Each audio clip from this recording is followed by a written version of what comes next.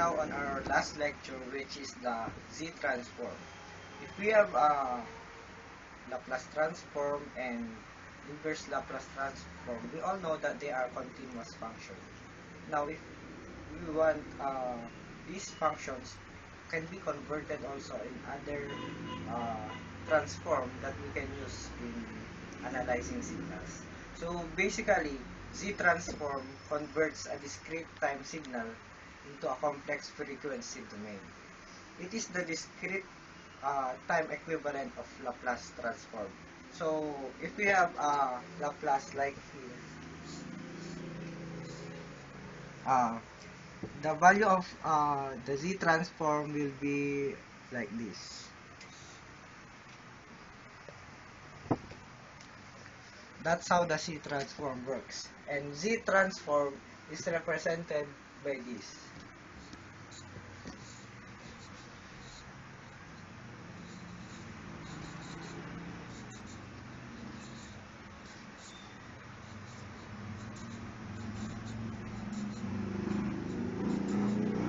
Basically, Z is our domain today.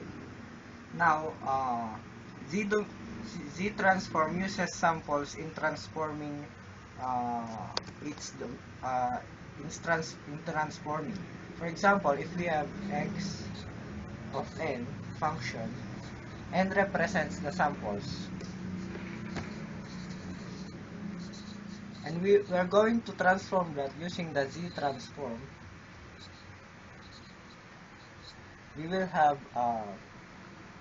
this capital X bracket Z. You can notice that the samples are converted into Z domain. Now, Z transform of f of k is, when evaluated, will become f sub 0 plus f sub 1 over z plus f2 over z squared plus f3 over z cubed, and so on. And if we sum up all of that, we will have the summation of f of k over z raised to k evaluated from 0 to infinity. Now, we are ready to solve some examples regarding Z transforms.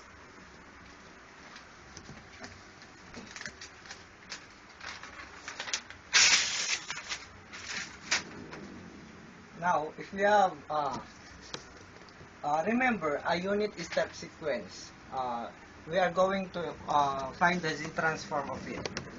For example, if u of k is equal to 1, and for k is equal to 0, 1, 2. So basically, this unit step sequence is represented by this.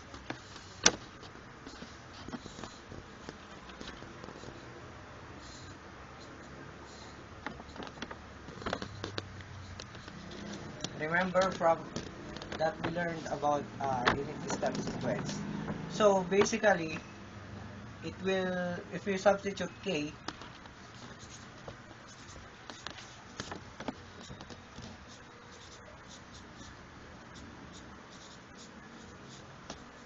and so on, they are all equivalent. So the Z transform of this is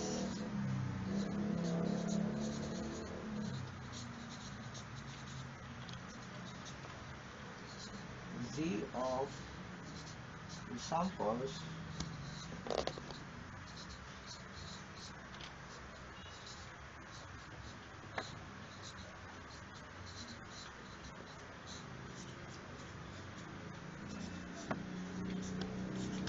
and if you are going to simplify that, it will result to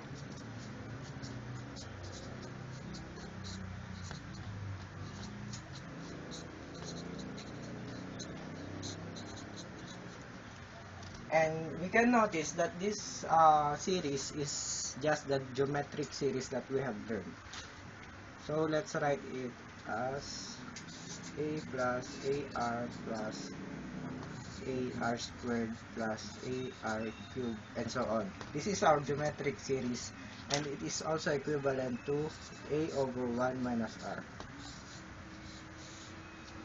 Now let's solve another sample.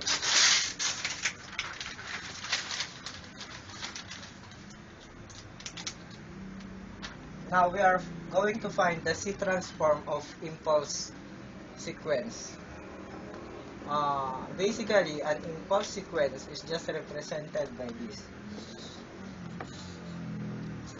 which is also known as the Dirac's delta equation. Meaning to say, we just only have a value in 0, but we don't have any value in all the position in the x, just in the 0. So if we are going to look for the Z transform of this, if delta 0 and delta k is equal to 0, and k is equal to, and k is equal to 1, 2, 3. So if we're going to substitute that, delta of 0 is equal to 1, delta of 1 is equal to 0, delta of 2 is equal to 0, and so on. So the Z transform of this is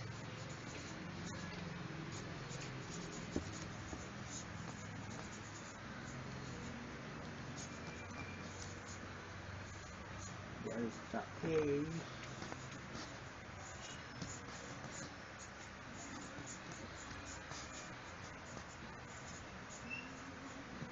over Z squared plus delta over Z squared. And if we are going to substitute the values of these deltas, which is only equivalent to 0, we will have 1 plus 0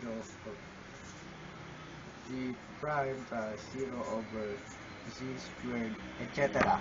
And we will only the only thing that will remain is 1. So we have 1. That is the value of our function. That is the Z transform of it. That's how Z transform works.